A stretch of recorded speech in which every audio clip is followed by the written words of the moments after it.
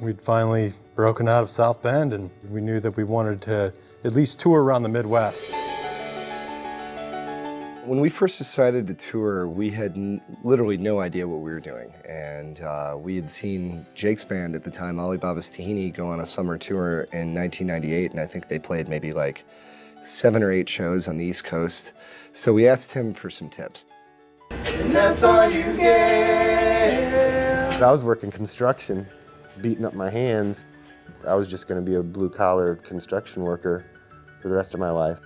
Just getting that phone call from Bayless going, hey, we're moving to Chicago. You want to come over and join the fun?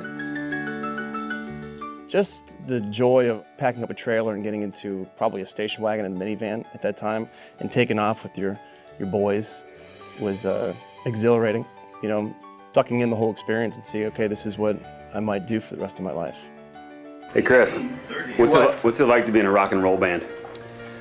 Well, it has its perks. It was a lot of hard work and a tremendous amount of adjustment going from being a local Chicago musician to being on the road.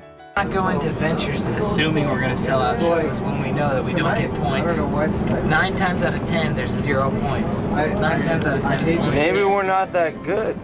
Maybe we aren't that good. I moved to Chicago. I left 2 days later for 6 weeks. It was just, somehow we all bought into it. Somehow we all believed that it was worth the risk.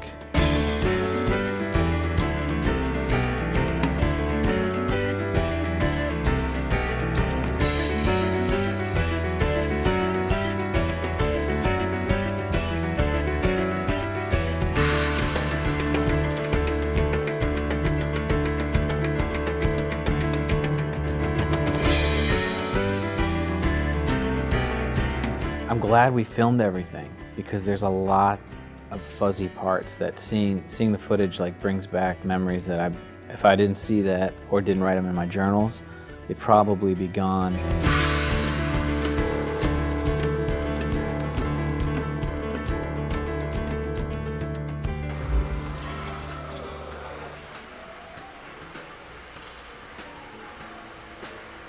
Let's go, man. We got 45 minutes. Let's go. 1, 2, ready, go.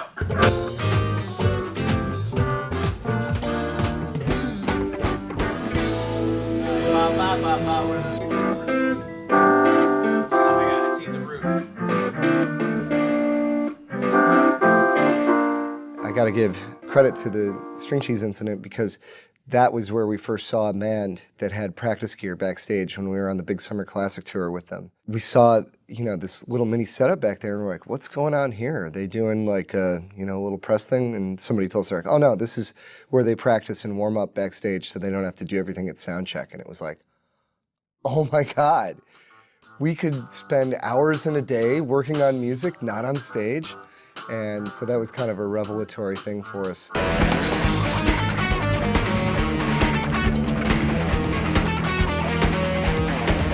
I think that really helped us as the years went on to really be prepared on stage and improve the shows. And, you know, if we did have some kind of tricky transition that we wanted to go through, chances of it being more successful are very much increased when you can rehearse it 10 minutes before you go out on stage.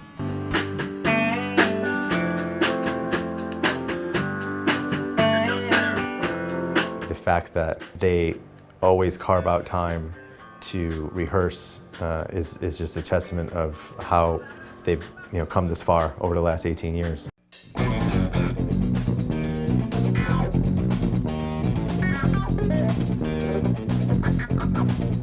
It was basically like suspended youth. Graduated from college and then just kind of stayed in that mindset. The gig would end at 2 and then we'd be partying, till like 5 in the morning and then wake up 5 hours later and do it all over again. Everybody was hungry. We were young, the bodies could take a beating. He knows it's coming. He knows it's coming. And there it goes! And there it goes! You got a fucking problem? I mean, when you're 22 years old, why not?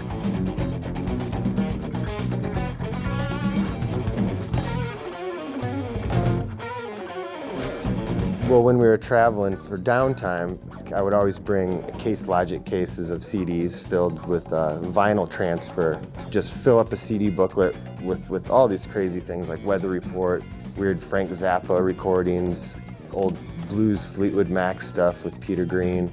Our theme song was Brian May's It's a Hard Business. We had a habit of, you know, it was so bad it was good kind of music.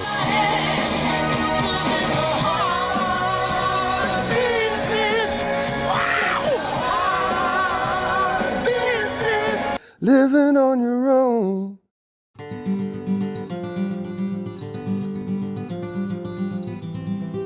Kevin taped everything, so we listened to every show. So the next day we would review it. We would pick up on, you know, riffs that people would like. So that was so proactive. More than just a listening session. It was like we were, you know, feeding that beast of music that we needed. That was kind of the beginning of the Lego idea of, let's take that and make it a section of a song, or someone would count to 4 and everyone would clap on 4 and then we would go silent. So we'd be driving and it would just be like. The thing about the van was you didn't want to be the guy to be like, we have to pull over right now. Some people had very small bladders. I mean, you're dealing with 8 people on the road. You can't necessarily make bathroom breaks whenever you want. Joel was trying to piss in a bottle and he missed. Oops, I crapped my pants. Thanks, oops, I crapped my pants. You guys see that? Should buy you diapers, Cummins. You can just wallow in your own piss. Well, guess what? Just for taping, I just dropped one off for you. And then all of a sudden he's like, He missed and he urinated all over his pillow. So he like looked around and tried to flip the pillow like no one would notice. And I think he was a little embarrassed, so he tried to cover it up and he wiped all of his urine onto my sleeping bag. I'll take care of it. You have lost all pissing privileges in the car. All of them. Look at that. Oh my God. I came up with this kind of orchestral sounding tune. It's like you could play it with digga digga digga digga digga digga digga digga digga, like violin kind of concerto thing. From there forward, he was known as Miss Tinkles.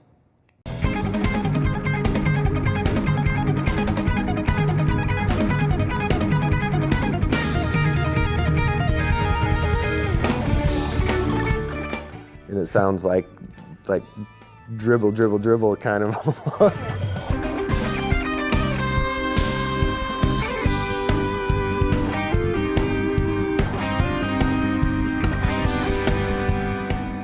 Riding in the van, you have to pass a lot of time. We passed a lot of gas as well. An empty water bottle, if you fart into it, you can reach around the front of somebody and squeeze it and blast your fart in their face. So little things like that. That's what we did.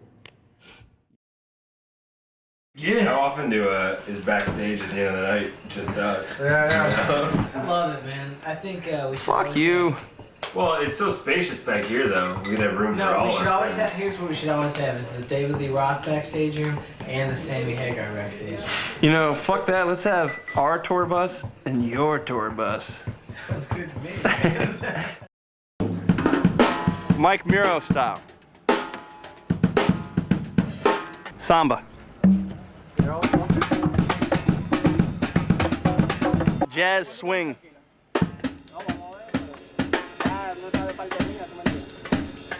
Polka.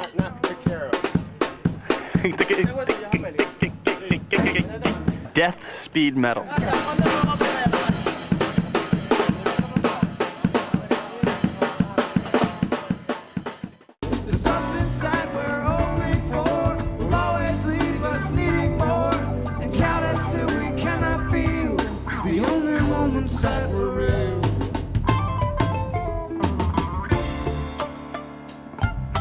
Yeah, with a soprano. You're about to play the Fillmore. Yep. Oh, man, dance with me. Oh, fuck your phone To do it. God damn it.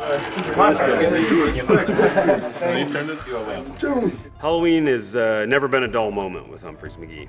Hey, fuck you. Hey, fuck you.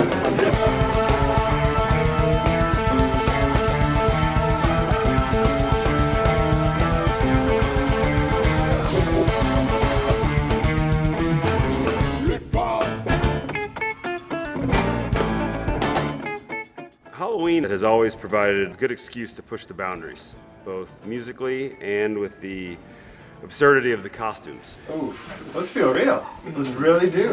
Look at that. They even squish. Everybody. Hello. Happy Halloween. I did not bet on baseball. He's like the last fucking burrito in the world. Okay, you get it? Yeah, I got it. Scott, is that all right? My taco flavored kisses. Nolte, huh? 3 options. Naughty Nolte. It's always been the kind of challenge to one-up ourselves for year after year. The power of Christ compels you!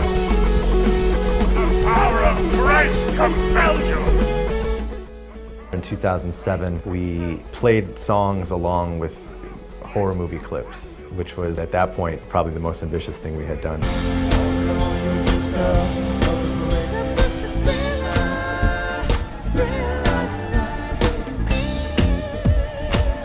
Starting in 2008, we began the Halloween mashup tradition. While typically mashups had been reserved for DJs remixing the master recordings, the band chose to tackle the concept head-on by creating original mashups, but arranging them for the full band to perform live. It's definitely become synonymous with UM.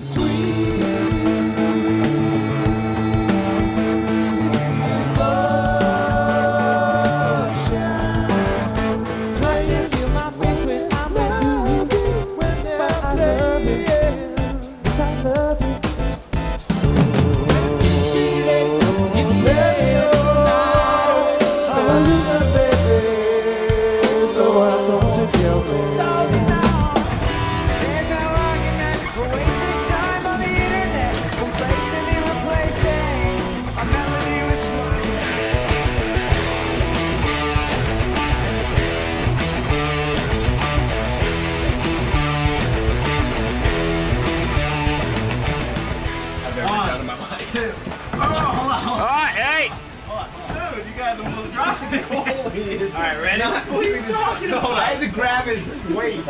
Ready? Yeah. Hey, one. Yo, Danny McGrath's on the phone. Yo! Hey, yo!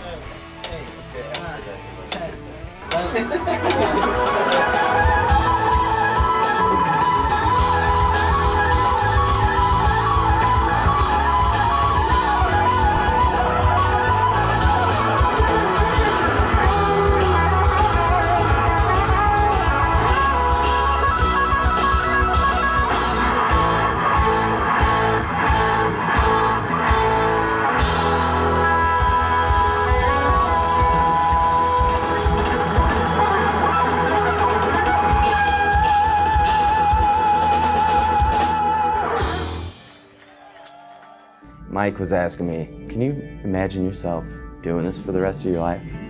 And I was like, absolutely. The question was confounding, but I didn't think about enough where it was coming from. I remember it vividly. We were in Shreveport, Louisiana. We're having dinner at a place called Bilbo Baggins, which was very ironic because one of Mikey's nicknames that he hated when we called him was Bilbo. And we were having a good time, having some, some margaritas and some burritos, like a good band should. We were watching Monday Night Football, and I believe it was Steelers-Colts, maybe, and we were all just kind of having a good time. And then Mike just goes, I got something I got to tell you guys. Guys, I want to talk to you about some major life changes. Well, I want to be a doctor. Well, what do you mean? Like, you don't want to be in the band? And he's like, yeah, I'm going to quit the band. I remember dropping my fork and being like, you gotta be kidding me, right? We were in complete shock. We didn't know if this was it. Crazy silence while Monday Night Football is going on, in the background.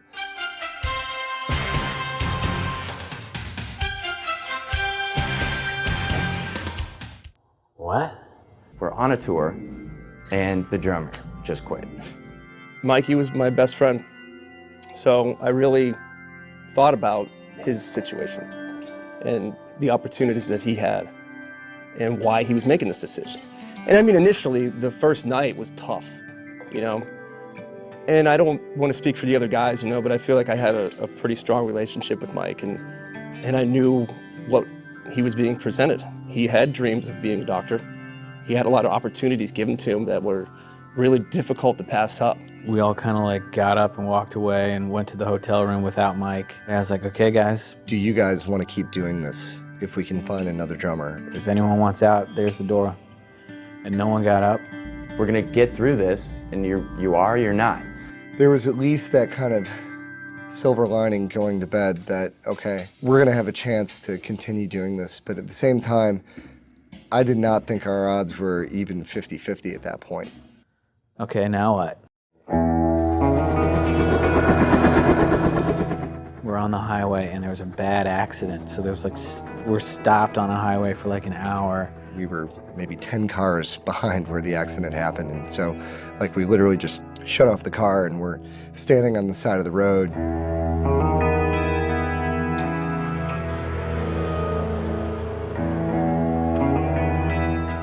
There's footage of like me, Jake, and Miro outside of the van just kind of arguing. I think there's some legendary footage of like the end, you know, of that sort of thing with Mike.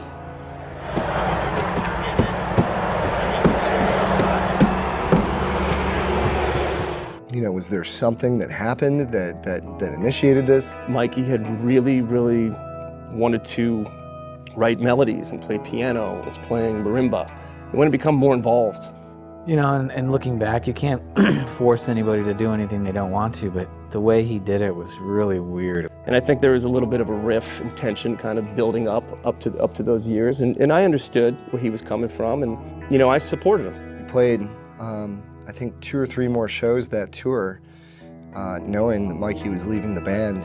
We were just hitting our stride. We had just played the first Bonnaroo, and the momentum was palatable.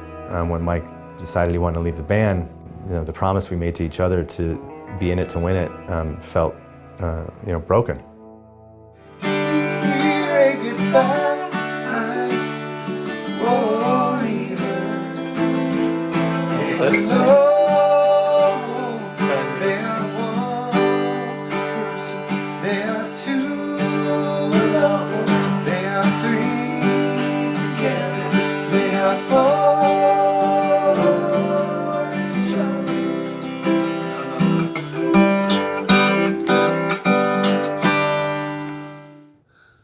In playing Abbey Road and having that be Mike's last show was a frenzy. It was, you know, the end of an era and the beginning of another era, so there was reason to be sad. It was bittersweet. It's a big deal. It's at the Vic. We're doing Abbey Road. It's like, come on. And Mike was late. I don't want to put my fist through the water or this guitar. Put it through a head. Fired up, huh? Yeah. We rehearsed a long time trying to get the second half of Abbey Road together. I never give you my number. And that was probably to that date the most challenging vocal thing we'd done, especially because Love is all, love is you.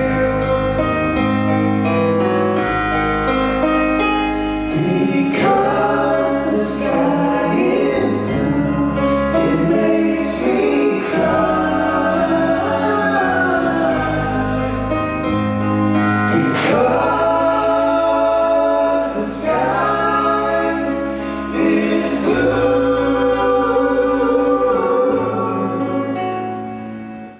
There's excitement and it's kind of scary too because everyone knows that music so well. We're supposed to go on at 8 and we're supposed to meet at like 7:30 and talk about, he called at like 7:35, 7:40 and was like, I'm out front, there's no place to park. Just the emotions are high, it's just like that weird feeling in your stomach. I was like, I can't believe that you would be late for this. You were the one who was late too. I know I was late, okay? But the thing is, you want to just pick a bone all the time.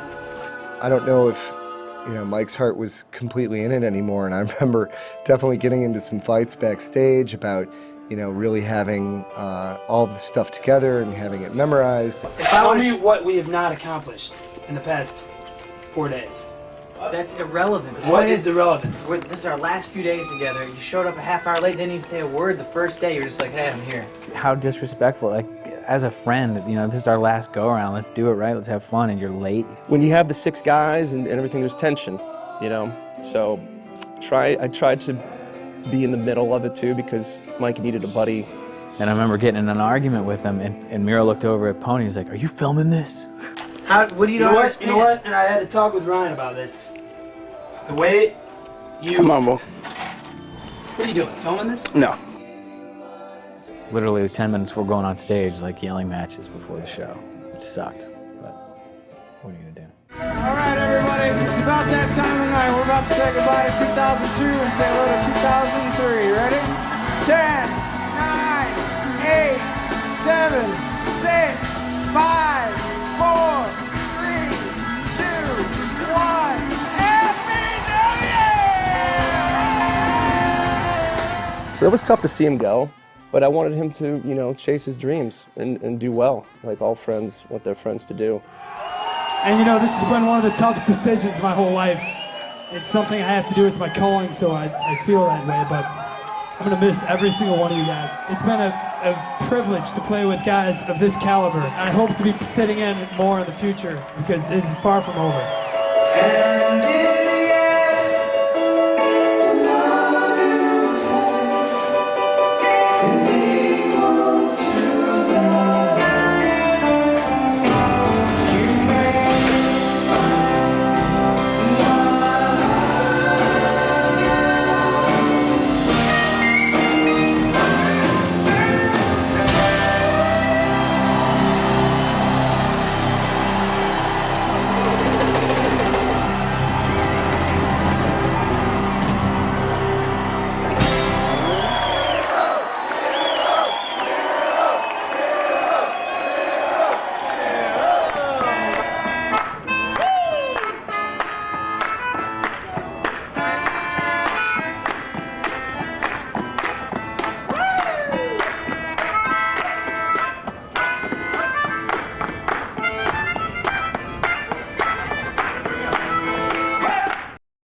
The next part of the question is, how do we find somebody without making it seem like the band is falling apart? We sent out the word that we're looking for a drummer. We had all these videos and press kits come in, probably 200 box like this full.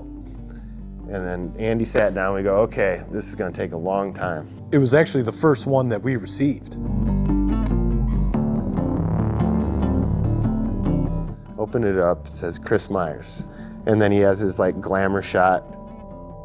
I'm like, this guy isn't gonna work, probably. And then we popped in the video.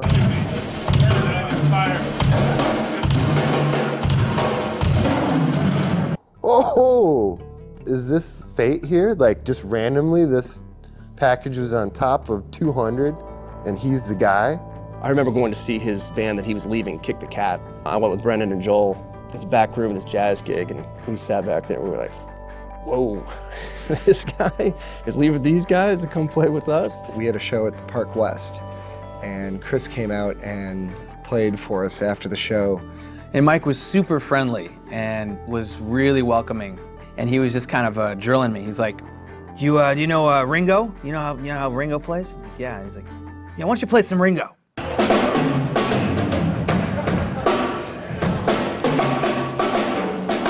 Ringo. You can see Mike in the background and Chris is playing and Mike is kind of going. And it was almost meant to be. It's like if there's a sign that's hitting you that hard, it was kind of like an act of God clause. Do you think you want to be friends with this guy for the rest of your life or this guy? Since he has a master's degree in jazz, he can chart things out. So his absorption is much better because you can write things down and you remember things when you write them down. And it actually was the best thing that ever happened to us. You know, we had to relearn every song and fix some things. And I remember we were working on like Der Blutenkat and, man, is that an F or an F sharp? I've been playing F for the last 3 years. How did that go again? Oh, I've been playing it wrong the whole time. It was kind of cool to have Chris come back and have all of us get back together and be like, this is how the song was originally written. All right, here's 75 songs for you to learn. Try to have 30 of them ready by January. It was tough. It was a heavy dose of Umphrey's McGee, but here we are.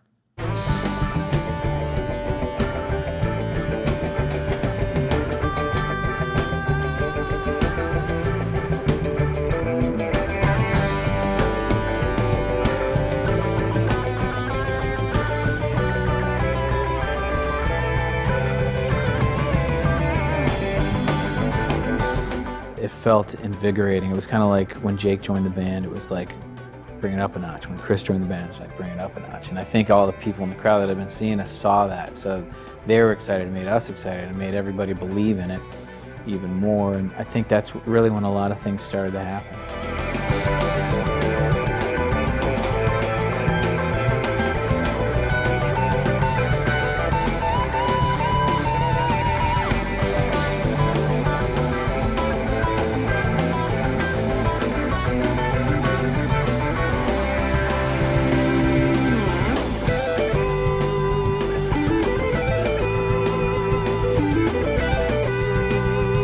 I think improvising with a new musician and just being around a new person, shows a lot of your characteristics that you are as a person and stuff. And Chris and I got along like this right from the beginning. And as a bass player and a drummer being the rhythm section, I think that was important.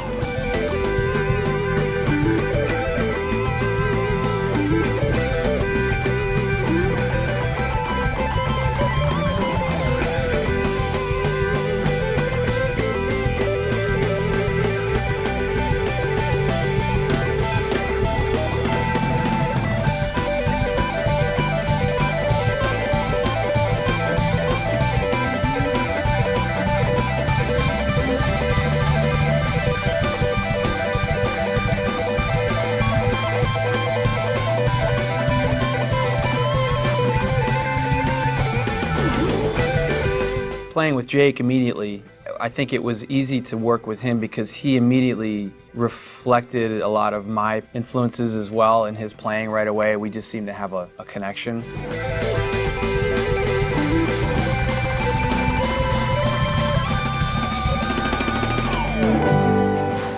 When it came to Brennan and those guys, I started learning about their influences and I would talk to them about it. It's like a language to speak together, Yesterday I saw you standing by the river, and those fears that filled your eyes, and all the fish that lay in dirty water dying, how they got you hypnotized.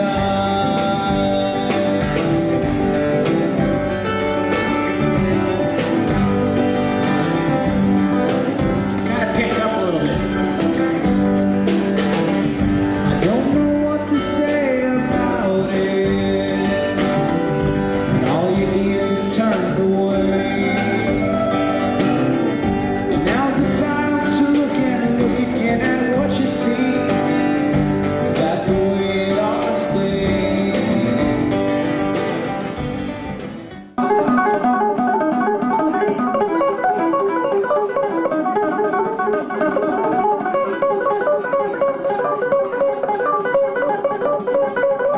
That was lick number 6.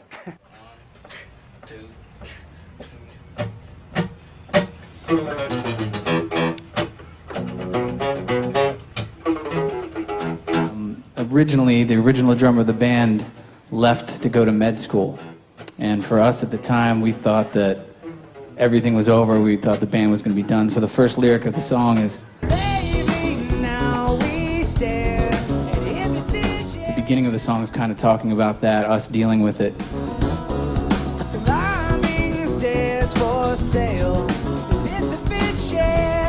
Then there's a middle verse section where it's kind of me yelling at him for walking out.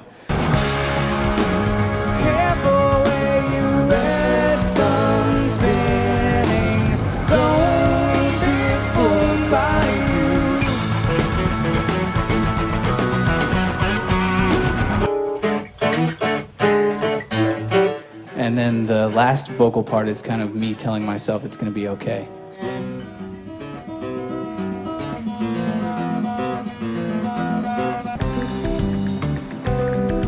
And maybe when you find it all again, and you will, there's nothing stopping us ever here. Oh, there.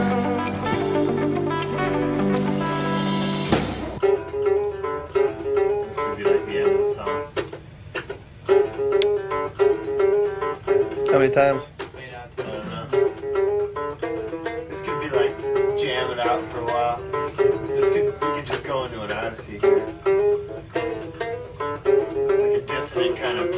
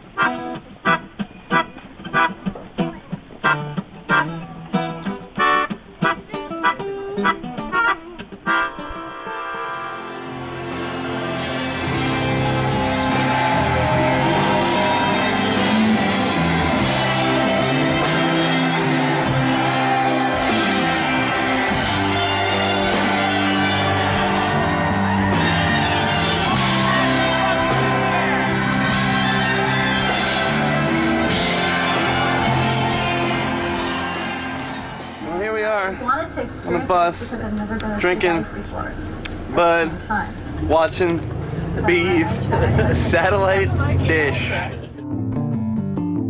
Just stepping on a bus for the first time was invigorating. First time for me.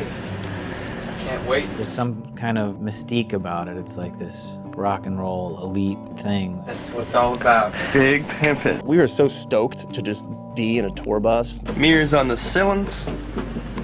All we need is the wind. It made everybody a little more confident. You're rolling up to a venue, you seem a little cooler, a little more successful. Because this is what rock and roll, like this is the path. You're supposed to graduate, pay your dues from the station wagon to the minivan to the Suburban to the 15-passenger van, and then boom, we're in a tour bus.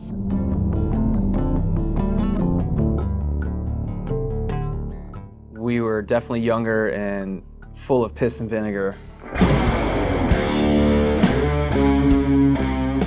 This is back when there would be an open bottle of Jameson where the coffee was all the time. The band might end tonight. But you know, I've got a song. It's a bad habit for a band to get into. It's you know, you do 2 shots, 3 shots of Jameson after a show, it's like, where's the party? I still got adrenaline in my stomach from the show. Jake was a big fan of what we called China Grove. He loved to pump up the tunes, and it would get louder and louder throughout the night.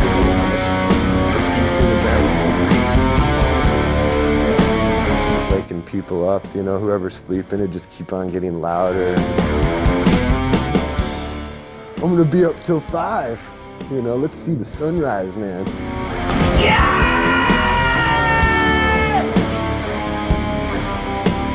We lost money. We lost $2,200.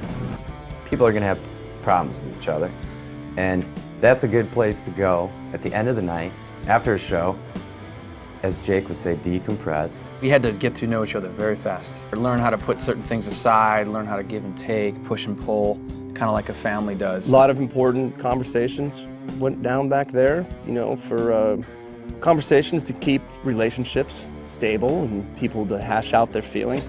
Whenever I feel that you're too burned out to do our gig, then Bring I'm it gonna up. tell you. Bring it up. And that's it. I'm just trying it out. That's it. No, that's because fine. I'm my own. Because I know that you need to do what you need to do Yes. for your art. That's fine. If it takes beers and tears to do that, a lot of times that happened in the back room, so be it. Just as long the next day you're not letting the little things bother you and you can move on. I'm gonna be always committed, always. It's on film here.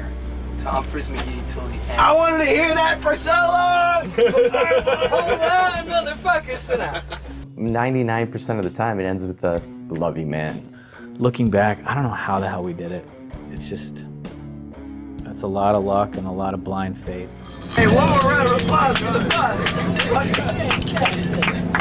Jake, I want the headphones and Crispy sleeping in his shotgun. The highway is my home.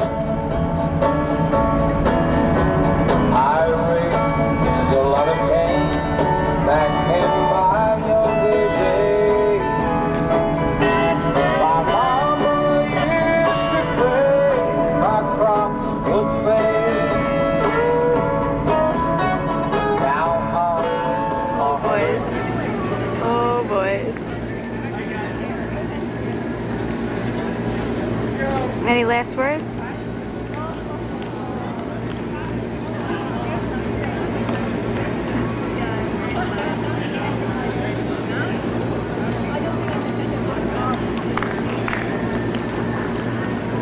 Oh, jeez. Yeah, play the Curb Your Enthusiasm.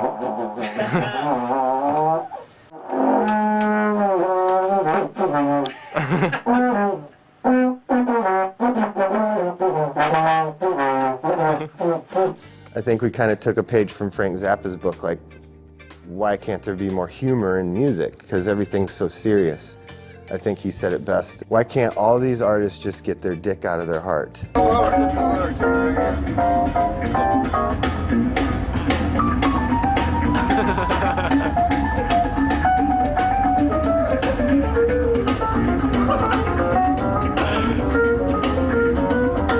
Being on the road with a bunch of guys in your late teens and your 20s, you're goofballs. You know, you're always getting the shenanigans, so there's always funny stuff happening. Watch this. Now that's really there you go. I think that when you're on the road with a bunch of guys for a long time, there has to be a kind of levity and self-deprecating sense of humor. You can never take yourself too seriously. Looking back on a lot of it, I'm like, whew, maybe some of that should have just been forgotten.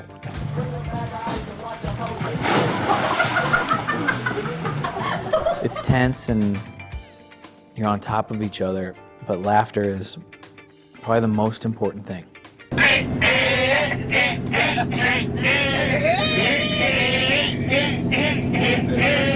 The next day, you wake up and people are still remembering the joke. Rolling like thunder under the covers.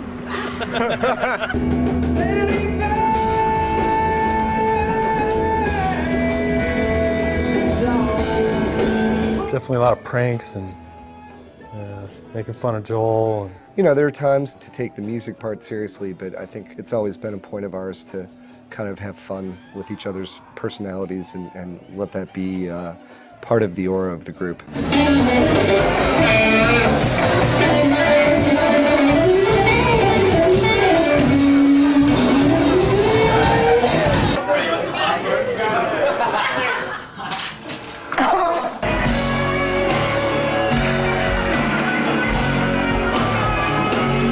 If I was upset about something and then someone could make me laugh,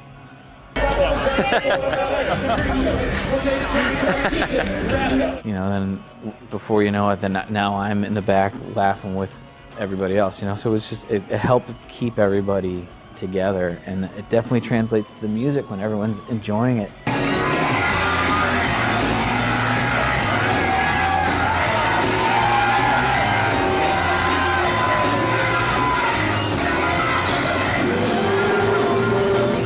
Being honest, there was a lot more drinking before the show, you know, so when you have liquid courage, it's a lot easier to act like you're in Spinal Tap, or, you know, get the rock star poses and run around and be silly.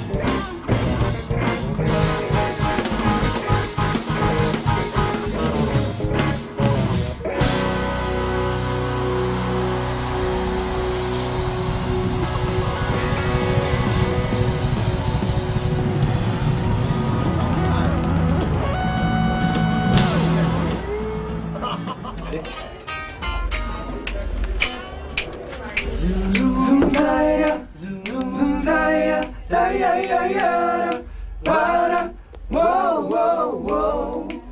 Zoom, zaya, zoom, zaya, zaya, wada, whoa, whoa, whoa. To put it into a philosophy is what it's all about, because no one really knows what improvisation is until it's happened. The improvisational thing for us started at the Jimmy Stewart Ballroom at our friend Jeremy and Laura Welsh's wedding. So we set up, we played the wedding, it was an awesome night. And then at about 2:30 in the morning, when we were all still up and hanging out, we came up with the brilliant idea of, our gear's all still set up, let's go back down and play. We were definitely a little delirious at this point, I would say. We thought, okay, how can we do this without pissing off any of the other people that are staying in the hotel?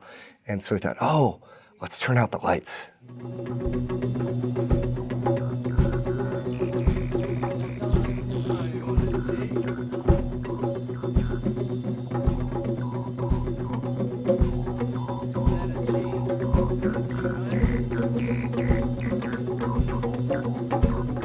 We definitely realized at that point, okay, we can do this where we don't even need to see each other, and we understand what we're doing enough listening at this point that we can start to improvise live.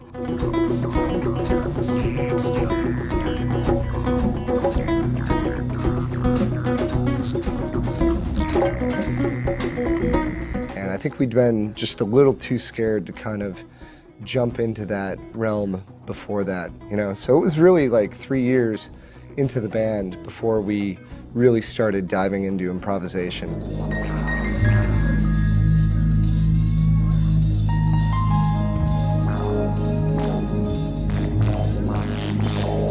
It's difficult to explain. I feel like you're just in the moment, and at that moment you're not thinking about everything, you're just feeling. There's no way to plan them because they're pure.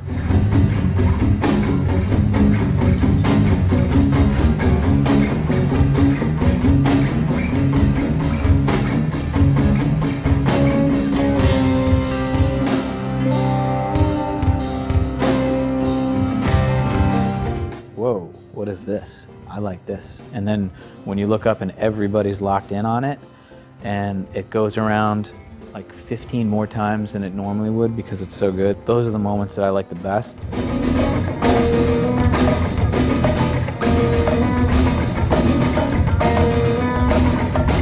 We're more in tune with how each other's styles are, and certain riffs, rhythmic cliches that another guy will play in a certain situation. Just over time, that just becomes easier.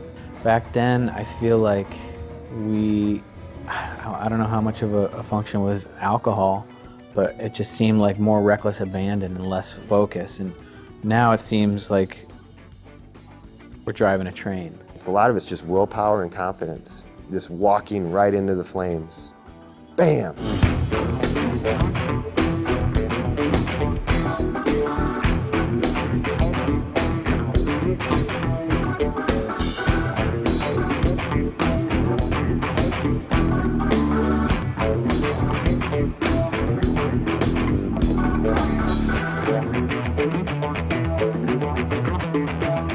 Five against four, 3 against 4, 9 against 4, like where the band will be rocking a 4/4 time, I'm thinking in 9 or in 7 or in 5. I had to learn when to play to a soloist or when to not play to them. All great improv artists are fearless in that sense when they're constantly listening while they're playing. And I particularly like that side of Umphrey's, the wilderness, that we're creating, the daring trapeze act that is Umphrey's with the soloing.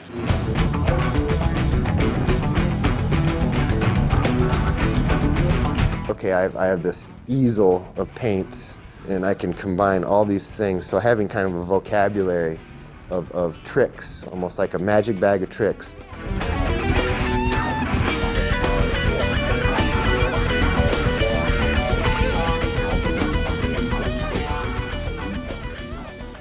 I'm sorry, I'm on the road. I'm sorry, I'm on the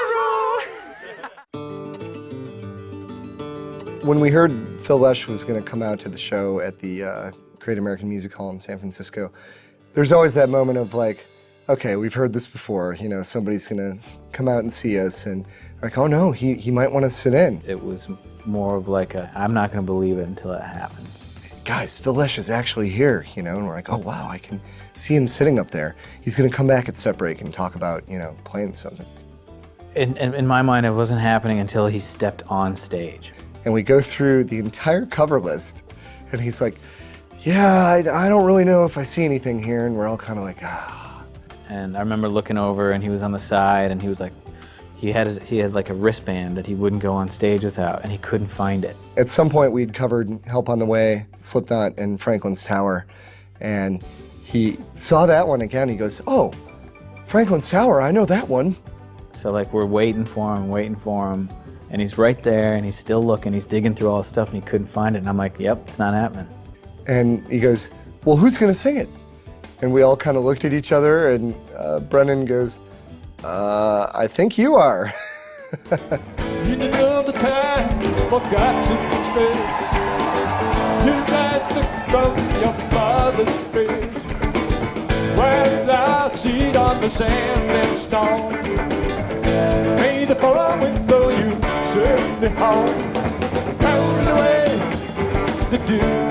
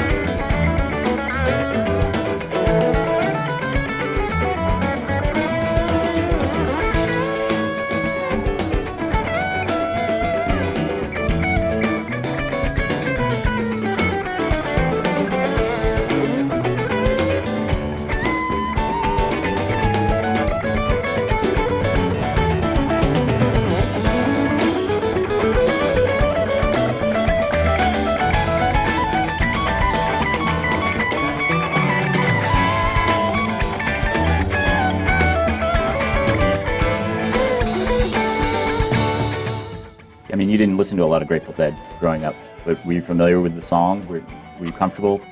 Personally, I just never grew up getting totally influenced by that as much as a more vigorous kind of rock-driven sound. I definitely saw the culture and grew up, you know, with a bunch of guys who were going to shows. You just don't know unless you go, man. And I'm like, okay, well, maybe I'll go someday.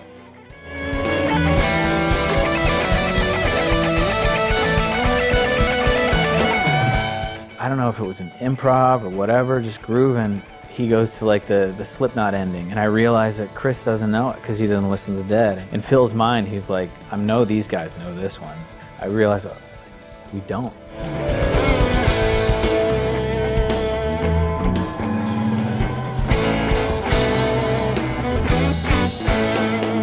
So it was kind of like it went from an elation moment to a holy shit, this is going to be a train wreck moment.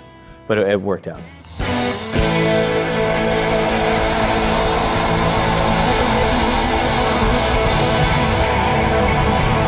Riding in the van the next day, and I was like, wow, Phil Lesh really played with us last night. Like, that happened.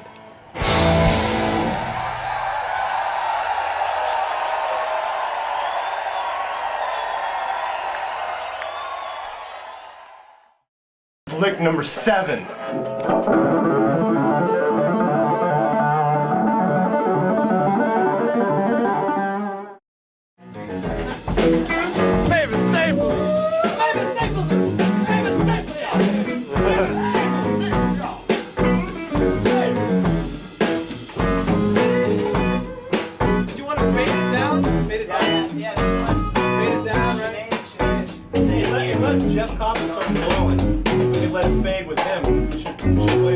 Eventually, one more time. I'm not sure we should bring it down anymore. Yeah, I'm thinking. Yeah. Keep it up. Yeah, keep it up. To the barn, man. Yeah. Keep it up. Let Jeff blow and Sinead blow and go. Yeah. Everybody in the pool. I think. Yeah. Come on in. The water's fine. 1, 2, and 3. We would like to tell our loved ones back in the United States that we are having fun here in Amsterdam. Stop. And this telegraph comes to you directly from our hearts and our souls. We're having a wonderful time and we miss you all and love you. Stop. We would like to tell you that when we get back, we will show you pictures, give you goodies, and tell you stories of fun, fame, fortune. Stop. Until then, we will see you upon our return. Thank you very much, and good night. We had played with Bela Fleck, I believe, years before. We opened up for them for one gig. Those guys are just amazing musicians, the best in the world. The Flecktones was probably one of the first moments where it was like, you know, wow, if they're gonna have us play with them, then we might actually be legit.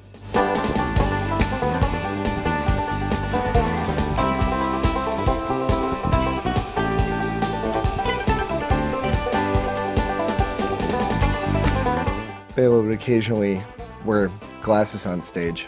And so he would just kind of look around at whoever the next soloist was. And I remember totally freaking out because he had this kind of the professor look with the glasses on his end of the nose, and he would look at you like, I'm like, oh my God, he's looking at me. My turn to solo. Like, don't blow it.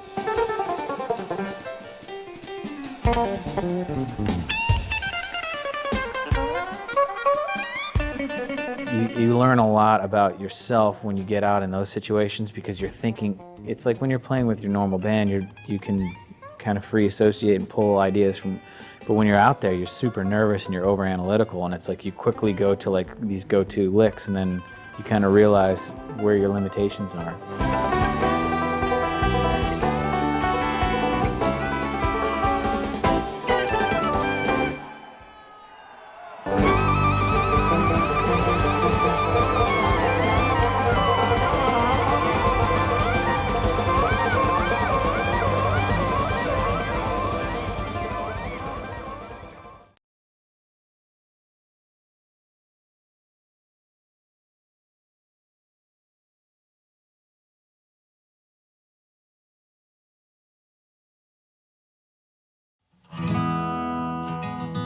I'll never forget getting the news that Mike had passed away, and I instantly had 100 different scenes play through my head, thinking about all the silly, funny moments that we had and all the heartfelt moments that we had. I'm Captain Black, weighing at 162.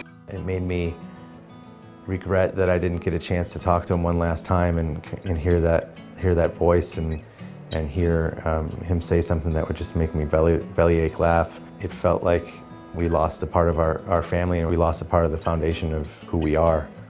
Miro? I learned this move from the stripper. Oh! You said he couldn't do it yesterday, you can now? I don't learn how to do belly thing. When somebody really wanted to do something in the band, we would at least try it, and we would do No Ordinary Love, and sometimes people in the crowd would be like, ah, Miro.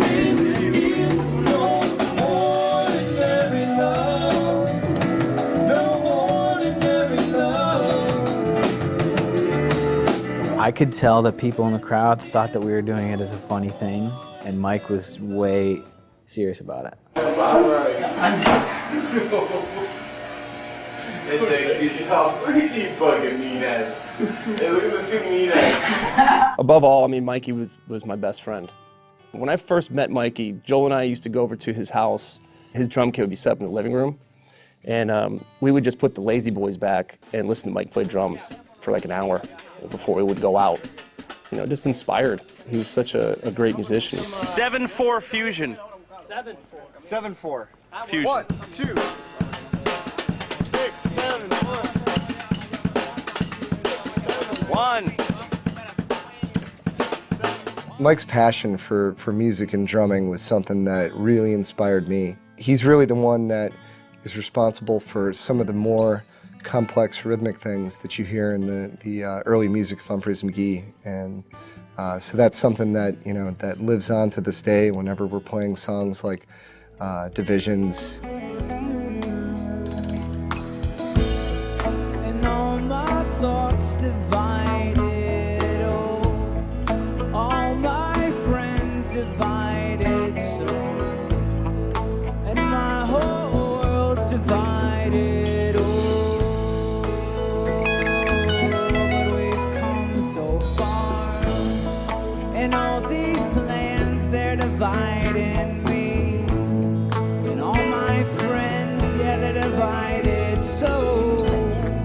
'cause all our roads they're spoken for.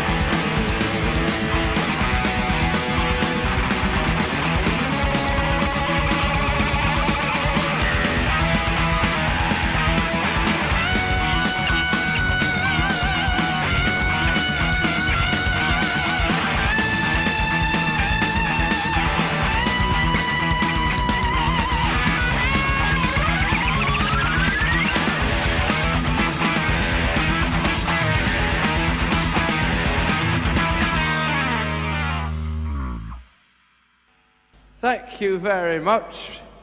Really well. Really well.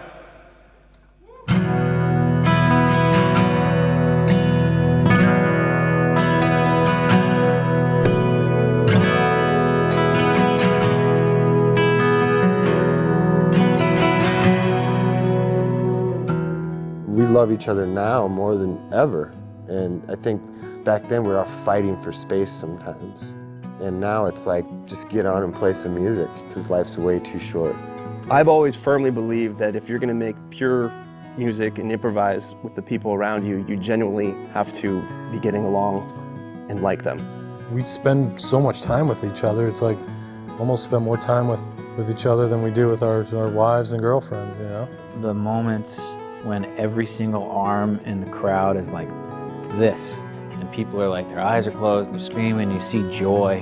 We've been blessed to not only do that, but do that with our best friends and make music. And I think Umphrey's, one of the best qualities as a band is that we always talk to each other. So we can stay as a tight-knit group and grow up like this, but we don't grow out like this. One of the funnier things that would happen in the earlier days, I remember we would call a song out and say, all right, this is next, and Chris would be like, I don't know what that is. There's so many damn songs. There was a quote Brendan told me once that always stuck to me, and keeping on top of things with the music and learning, you know, he put his hand on my shoulder. We're ahead of schedule. We're there. Everybody in the room was like, I don't want to be anywhere but here right now. The payoff, I guess, now is looking back at all that footage because, I mean, what are the odds? Anything's possible with a great rock and roll band.